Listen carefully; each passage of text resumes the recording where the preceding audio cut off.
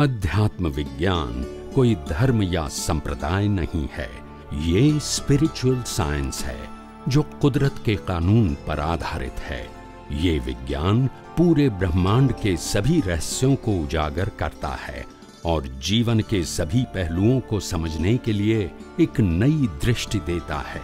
इसी को art of vision कहते हैं, दुनिया को देखने की एक नई दृष्टि, जो अध्यात्म विज्ञानी परम पूज्य स्वामी श्री कमलेशानंद जी के निर्देशन में सनातन सत्य का अनुसंधान कर हमारे जीवन को प्रकाशित करे। जय सच्चिदानंद। Intention, they create the new cause for the next birth. इसका साइंस ये है कि इंटेंशन से भाव की प्रक्रिया होती है और भाव की प्रक्रिया में मन बुद्धि चित्त अहंकार इज अ प्रोसेसर। प्रोसेस समझ में आया? प्रोसेसर वो प्रोसेस होता है और प्रोसेसर से प्रोडक्शन होता है स्पीच और एक्शन का। अभी शांति से सुन रहा, स्पीच और एक्शन का प्रोडक्शन होता है, इसको कर्म कहते हैं। और बंच ऑफ कर्म का मतलब होल लाइफ के कर्मों को कॉजल बॉडी कहते हैं। और वो causal body goes to the nature cloud, क्योंकि रिजल्ट किसको देना है? कुदरत को। नाउ यू अंडरस्टैंड जो मैंने पहले कहा।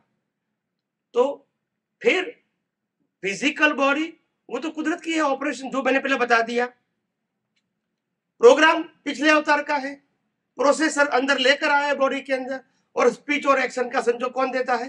That is the life. अभी अज्ञान है, फिर नया कर्म बनेगा with intention, not with mind speech and action. Mind speech and action is the only sufferer part.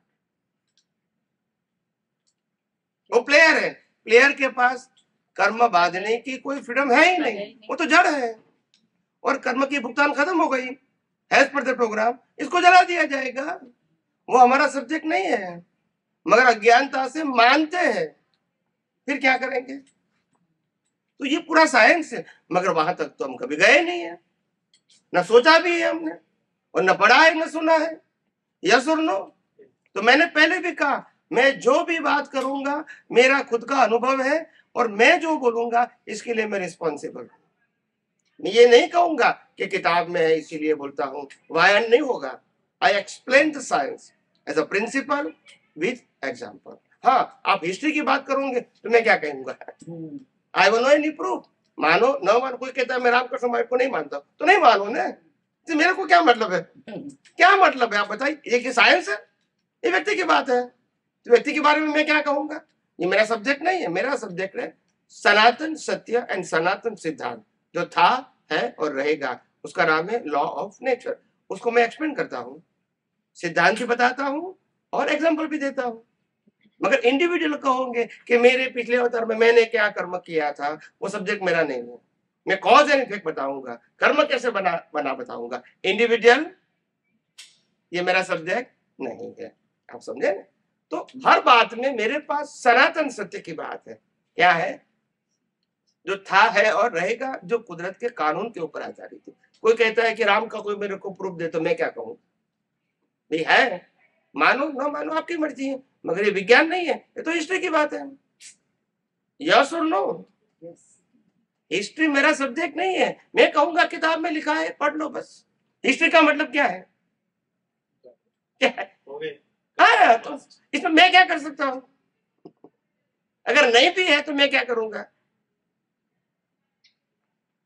जैसे ऋषभ भगवान तो करोड़ों साल हो गए, किताब में है भी, और कोई कहता है मैं नहीं मानूंगा, तो मैं क्या करूंगा? ये कि साइंस का सब्जेक्ट थोड़ी है, ये धर्म की श्रद्धा की बात है। आप मानो ना मानो, it's okay. It's like a new generation. They don't want to believe on Krishna. मगर मैं जो कहता हूँ उसमें प्योर साइंस से हिस्ट्री नहीं है। जो मैंने पहले बताया उसमें हिस्ट्री थी। अभी आप प्रश्न करोगे हिस्ट्री का, तो फिर मैं क्या करूंगा? मैं जो अप्रोक्सीमेट उत्तर है किताब में वही बताऊंगा ना। मैं अपने आप से कैसे बताऊंगा हिस्ट्री को? मैं थोड़ी बनाने वाला हूँ, और ये साइंस थोड़ी है। वो तो था और खत्म हो गया। ये कोई सनातन सत्य नहीं है। मेरा सब्जेक्ट है सनातन सत्य, यूनिवर्सल ट्रूथ, लॉ के ऊपर आधारित, जो था है और रहेगा। बाकी तो उत्पत्ति नाश तो होती रहेगी। भी आपने बताया ना वो नेचर में क्लाउड में जाता है, उसका एग्जाम्पल मुझे समझाओ, एग्जाम्पल देके कैसे जाता है। जैसे ऐसे भाव से कर्म होता है तो आईटी प्रोफेशनल वाले को तुरंत मालूम हो जाता है, वो प्रश्न मुझे नहीं पता करेगा। है वो क्लाउड में वो तो कंप्यूटर का पता है नहीं, वो पता है कंप्यूटर का पता है, लेकिन आप वो प्रोसेस कैसे होती है मुझे वो समझना है। वही तो जैसे भाव किया एक कुछ मिनट हुआ, उसका मुझे एक मिनट, समझना है। मैं यहाँ हूँ और यहाँ से डाटा इंडिया भेजता हूँ, दिखता तो नहीं है, कहाँ जाता है? जाता है, पर कहाँ जाता है नहीं। फिर कोई कहेगा तुम मोबाइल में ऐसा करो कि ये क्या कहते हैं, यूट्यूब में आपको ये बात मिलेगी, तो फिर आप कहोगे कि मेरे को वो क्या कहते हैं इसका ईमेल, क्या ईमेल लिंक भेज दो, लिंक या टाइटल भेज दो। वो टाइटल देंगे तो मोबाइल में है, तो कहाँ है वो लिंक में नहीं, पर लिंक कहाँ जाती है? क्लाउड में जाती है, बोलते नहीं है। तो क्लाउड कहाँ है? तो बोला दिखता नहीं है।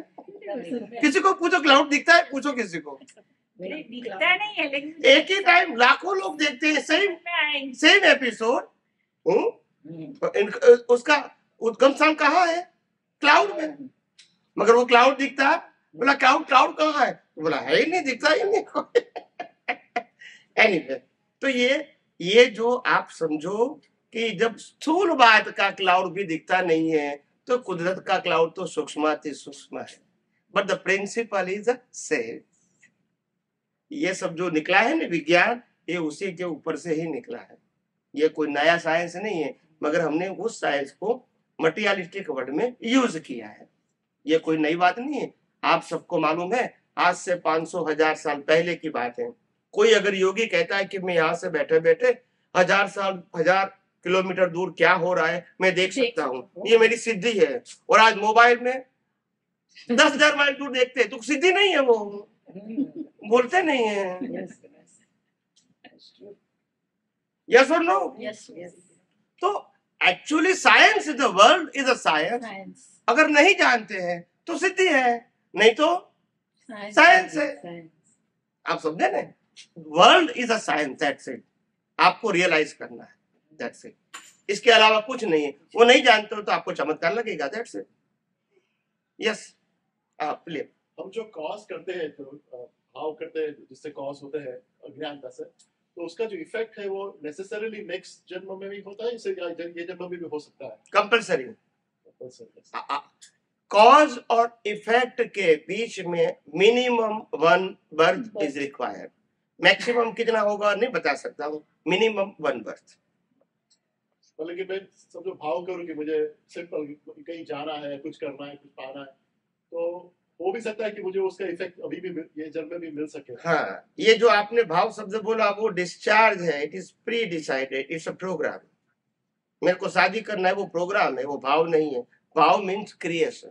अगर आप जो कहते हैं ना वो भाव नहीं है, वो डिस्चार्ज है। डिस्चार्ज समझे? पिछले अवतार का चार्ज अभी क्या है? डिस्चार्ज। तो डिस्चार्ज तो ऑटो मोड है। ऑटो मोड समझते हैं ना? होगा ही, होगा मतलब आपको बेनिफिट मिलेगा भी या नहीं भी मिलेगा, मगर डिसाइडेड है। It's a programme. कॉज का मतलब this is new creation, programme का मतलब डिसाइडेड।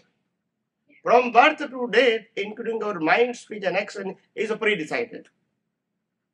होना है वो भी और नहीं होना है वो भी। सो हाउ टू डिस्टिंग्विश कि ये जो डिजायर मैंने की इट्स पार्ट ऑफ डिस्चार्ज की ये मैं बांध रहा हूँ? बताऊं, सबका मैं साइंस बताऊंगा, सिद्धांत बताऊंगा, रैंडम नहीं कहूंगा। मैं नहीं कहूंगा किताबों में लिखा है, ऐसा नहीं बोलूंगा। और है भी नहीं किताब में साइंस है भी नहीं। एनीवे, जो भाव, इच्छा या demand connected with current birth, वो अगर सफलता मिलती है या नहीं मिलती है, वो डिस्चार्ज है। क्या है? भले आज भाव किया और 25 साल के बाद हुए, 50 साल के बाद हुए, मगर वो भाव भी डिस्चार्ज है और इसका रिजल्ट भी डिस्चार्ज है। और जो भाव इस बर्थ के साथ जुड़ा हुआ नहीं है, जैसे कोई व्यक्ति माँ बाप के घर में जन्म गया, फिर कहता है कि ऐसा माँ बाप नहीं होना चाहिए, अगर रिच होते तो अच्छा है। ये क्या है? कॉज है कि इफेक्ट है? वो डाला, बीज डाला। It is not concern with the current birth. आपने चार्टर अकाउंटेंट बन गए और आपका मित्र सेम पढ़ाई करके डॉक्टर बन गया, अभी 5 साल के बाद आप मिलते हैं after finish your degree, now you both are doing the practice. वो आपका मित्र कहता है मैं तो डॉक्टर हूँ, हर महीना 25 लाख कमाता हूँ। बोला कहता मैं तो यार चार्टर अकाउंटेंट हूँ, 2-3 लाख कमाता हूँ। तो ये सब्जेक्ट खत्म हो गया। फिर चार्टर अकाउंटेंट वाला बीतता है कि मैं भी मेहनत करता हूँ, वो भी मेहनत करता है, तो उससे अच्छा मैं डॉक्टर बना होता तो अच्छा था। डाल दिया। तो वो क्या हो गया? चार्ज हो गया। That's it. Not subject to current birth. जो चीज इस बर्थ के लिए नहीं है वो चार्ज है। ओके। आज शादी किया, वाइफ पसंद है या ना पसंद है, ऐसी चाहिए तो क्या होगा? वो तो 90% सबको नहीं अच्छी लगती है। ऐसे समझने के लिए try to line of demarcation. Cause इसको कहते हैं not subject to current birth, effect इसको कहते हैं सब्जेक्ट टू करंट बर्थ। ये प्रिंसिपल समझ लो, बाकी जो एग्जांपल आपको समझाने के लिए दिया तो उसमें स्कूटरी निकालने की जरूरत नहीं है, प्रिंसिपल समझ लो बस। मेरी हर बातों में प्रिंसिपल समझना है, एग्जांपल तो आपको सपोर्ट देने के लिए है, मगर सिद्धांत में कभी परिवर्तन नहीं होगा। Like if I am a student और मैं भाव करता हूँ कि मुझे डॉक्टर बनना है, which I still can, ये अरे बन भी सकते हैं, तो नहीं भी बने मगर डिस्चार्ज, बनोगे तो भी डिस्चार्ज, नहीं बनोगे तो भी दोनों। स्वामी जी, आपने अभी आगे सुनाया, अभी इस जन्म में मेरे को मिल रहा है, ये ज्ञान मिल रहा है, वो समझ में आ रहा है। अभी तक जो भी लास्ट लाइफ थी उसमें कुछ भी पता नहीं था, कुछ भी समझ में भी नहीं आता, इसलिए जन्म लेते रहते थे। मगर उसमें भी मैंने ऐसा कुछ किया होगा कि मेरे को ऐसे कुछ मिले कि जिससे मेरा कुछ अंदर का चल रहा है वो बाहर निकले और समझ में आए, इम्प्रूवमेंट हो गए। ऐसा कुछ मैंने भाव किया होगा तो ही ये सब मिलता है। और मार खाते हैं तो भाव निकलता है कि ऐसा नहीं चाहिए, बहुत किया, अच्छा, तो ये बहुत आरती किया, बहुत पूजा किया, बहुत तपस्या किया, भूखे रहे, क्या रहा है, नंगे पाँव चले, हाँ, माता जी की बहुत पूनम किया, मगर हमारी पूनम हुई नहीं। तो मार खाते फिर, और ज्ञान कुछ अलग होना चाहिए, ये सबसे अलग। और हे परमात्मा मेरे को इससे कुछ हटके ज्ञान चाहिए, इसलिए सब तो संजोग कुदरत देती है। When you create the cause, nature will give the effect in terms of circumstances. आप समझे ना, ऐसे ही तो होते हैं। समझ में आया? मार खा के ही होता है, इसको मार बोलते हैं आध्यात्मिक भाषा में। जो मार खाते हैं ना तो फिर वो बदलते हैं कि ऐसा नहीं होना चाहिए। कई लोग धर्म बदलते हैं, फिर बहुत सारा धर्म बदलने के बाद बोलते हैं कि ये सभी धर्मों में एक ही फॉर्मेट है, आध्यात्म कुछ इससे ऊपर होना चाहिए, ये परमात्मा मेरे को मिले, ऐसा भाव करते हैं तो मिलता है उसको। अगर ये भाव लेकर आया है तो ये बर्थ में मिलेगा, अगर ये भाव नया बनाते हैं तो नेक्स्ट लाइफ में।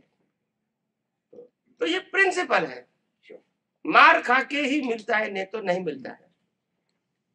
कई मेरे को कहते हैं कि स्वामी जी आत्मा का अनुभव अगर मेरे को हो गया तो कैसे मालूम होगा कि मेरे को हुआ? नहीं, ऐसे प्रश्न करते हैं मेरे को, इसमें आएगा रिकॉर्डिंग में। मेरे पास तो कैसे कैसे खोपड़ी, अभी नासा जाके आया तो मेरे जो बहुत सारे जो क्या कहते हैं मेरे फ्रेंड्स है क्वेश्चन आंसर करने वाले, वो इसरो नासा के साइंटिस्ट हैं, क्योंकि मैं साइंस की बात करता हूँ, मैं लॉ ऑफ नेचर की बात करता हूँ, इटर्नल एलिमेंट्स की बात करता हूँ, जो वो करते हैं, मगर वो आत्मा को नहीं मानते। बाकी के 5 तत्व मेरा उनका कॉमन है। आप समझे मेरी बात? मैं भौतिक विज्ञानी और आध्यात्मिक विज्ञान में एक ही तत्व में डिफरेंस है, वो आत्मा को नहीं मानते हैं, बाकी के 5 को तो मानते हैं। तो साइंस तो 5 तत्व के ऊपर है और आत्मा की हाजिरी से ज्ञान होता है, आत्मा तो कुछ करता नहीं है।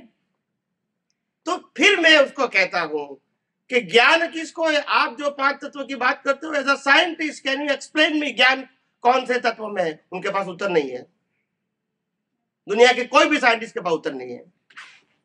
जो 5 तत्व को मानते हैं उनके पास उत्तर नहीं है। तो ज्ञान तत्व ही आत्मा तत्व है। विज्ञान अज्ञान के रूप में है, ज्ञान रिलेटिव सत्य के रूप में है और सनातन सत्य के रूप में, मगर ज्ञान बिना आत्मा नहीं होता है, जड़ के पास ज्ञान नहीं है। तो धीरे धीरे समझते हैं, एकदम से नहीं समझते। कभी कहते कि पुनर्जन्म तो हम नहीं मानते हैं, तो मैंने कहता कॉज एंड इफेक्ट तो मानते हैं। तुम आदम माँ बाप मिले, वो क्या है? कॉज के इफेक्ट है। तो कहने का मतलब साइंटिस्ट भी धीरे धीरे ओपन माइंड के सोचते हैं, भले एकदम से नहीं एक्सेप्ट करेंगे, मगर सोचेंगे सही कि हमारे पास उसके अलावा कोई उत्तर नहीं है, तो फिर तो सोचेंगे, भले एक्सेप्ट नहीं करें। तो विज्ञान के अंदर ऑप्शन नहीं होता है, और जहां ऑप्शन होता है वो विज्ञान नहीं, धर्म या तो रिलेटिव सत्य है। रिलेटिव सत्य और धर्म में बहुत सारे ऑप्शन है। किसी को भी गुरु मानो, किसी को भगवान मानो, किसी मंदिर में जाओ, कोई भी मंत्र बोलो, कोई किताब पढ़ो, कोई रिचुअल्स करो, ऑप्शन है। विज्ञान इज अ यूनिवर्सल, मानो या न मानो, दैट्स इट। उसमें ऑप्शन भी तुम 6 तत्वों को मानो, फिर ये दूसरे 6 तत्वों को मानो, ऐसा नहीं है। तुम ये कुदरती कानून को मानो, तुम ये मानो, ऐसा नहीं है। ऑप्शन नहीं, या बहुत सारे ऑप्शन है धर्म में, तभी तो लोग पजल में है। विज्ञान में ऑप्शन नहीं है, तभी तो इसको सनातन सत्य बताया। ऑप्शन नहीं मतलब मानो, नहीं मानोगे तो रिलेटिव सत्य तो है आपके पास।